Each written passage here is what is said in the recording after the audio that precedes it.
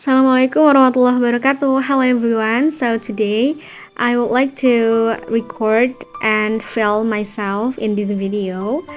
And this video will not have any script or any theme. It's kind of like a random video that I want to dedicate this for my future self. Jadi kayak aku mau buat video random gitu tentang apa yang sedang terjadi dalam hidup aku di usia 20 tahunan ini, untuk kemudian aku dengarkan lagi ketika aku sudah tumbuh menjadi Dina di usia mungkin 5 tahun lagi atau 10 tahun lagi gitu.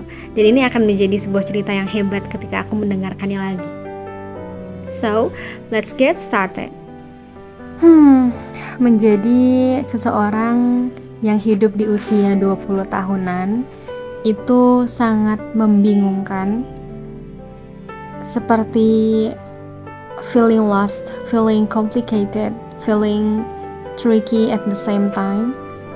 Jadi kayak bingung harus ngapain, harus kemana, dan harus gimana. Aku ibaratin usia 20 tahunan ini kayak aku lagi dicemplungin di lautan lepas, di lautan yang luas.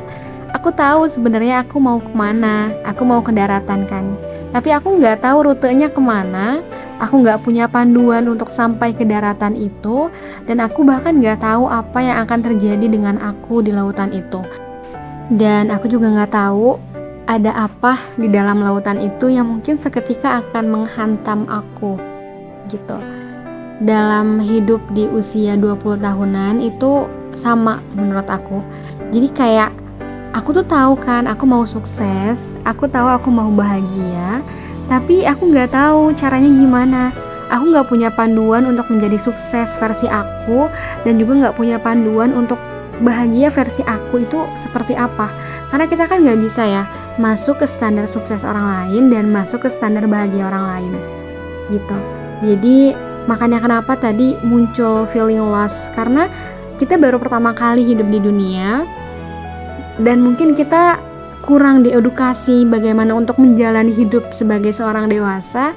Jadi akhirnya kita kadang salah jalan, kita kebingungan, kita salah arah, dan mungkin kita juga sering kan salah mengambil keputusan gitu. Dan ternyata hal-hal seperti itu nggak apa-apa, itu normal dan itu wajar terjadi teman-teman. Dulu, awal-awal mungkin aku sering ngerasa bersalah sama diri sendiri. Aku kadang suka nyalahin diri sendiri kayak, kamu tuh kok bisa sih salah jalan? Kamu tuh kok salah arah terus sih? Kamu tuh kok gagal terus? Ngelihat orang lain kayak hidupnya mulus banget. Kayak jalan hidupnya tuh rapih gitu. Kuliah bagus, karir dapet, nikah, hidup bahagia gitu. Kok kamu harus kayak jatuh bangun, bangkit, runtuh untuk bisa mencapai apa yang kamu mau, kamu harapkan gitu. Dan tapi ternyata setelah berjalan waktu, aku sadar kalau semua yang terjadi di usia 20 tahunan ini adalah sebuah pembelajaran berharga untuk aku. Yaps, bahwa gak apa-apa, kita harus embrace tentang kegagalan, tentang kesalahan kita, karena itu adalah salah satu cara kita untuk kenal sama diri kita, untuk tahu passion kita, untuk tahu jati diri kita. Mungkin kalau teman-teman lagi di fase yang sama kayak aku, dimana saat ini aku sedang banyak banget explore, terus lagi senang banget mencoba banyak hal di beda-beda bidang, itu gak apa-apa banget. Kamu harus nikmati itu sebagai sebuah perjalanan kamu. Kadang aku suka dapet perkataan kayak, kok kamu rakus banget sih semuanya dicoba? Kamu tuh sebenarnya maunya di mana sih passionnya gitu. Awal-awal aku juga kadang akhirnya mempertanyakan diri aku sendiri kayak, iya sih Din, kamu maunya apa yang bener gitu. Tapi ternyata aku sadar bahwa aku melakukan itu semua karena aku sedang mencari jati diri aku, karena aku sedang di fase mencari passion aku di mana. Jadi akhirnya Aku berdamai dengan perkataan-perkataan itu dan fokus dengan tujuan aku. Oke Dina, mungkin saat ini kamu sedang di fase mencari jati diri kamu, mencari passion kamu. Gak apa-apa untuk mencoba banyak hal baru, karena pada akhirnya kamu tidak akan berada di semua hal itu kan. Pada akhirnya kamu akan menemukan satu atau dua hal yang menurut kamu layak, kamu pantas, dan passion kamu di sana. Dan itu bahagia untuk kamu jalani. Kamu harus yakin, kalaupun sekarang semuanya masih terasa abu-abu, kamu bingung, kamu mau gimana menjalani semuanya sendirian, tapi kamu harus yakin kalau di depan sana tujuan kamu itu ada. Dan di sana ketika kamu sampai, kamu akan bahagia dan kamu akan bangga. Kamu tidak berhenti di tengah jalan. Jadi teman-teman, pesan aku untuk kita yang sedang menjalani kehidupan dewasa yang penuh dengan ketidakpastian ini adalah keep going, keep in faith, dan jangan menyerah. Karena satu-satunya cara untuk kita tahu hidup kita, jati diri kita yang sesungguhnya adalah dengan mencoba banyak hal tadi. Kalau kita nggak coba banyak hal, gimana kita mau tahu coba? Ya kan? Jadi fokus dulu, fokus aja sama diri kamu sendiri. Dan yakin kalau Allah bantu kamu di setiap proses perjalanan kamu. Mudah-mudahan apapun yang terjadi sekarang, kegagalan, salah jalan, itu akan menjadi pembelajaran paling berharga untuk kamu di masa depan.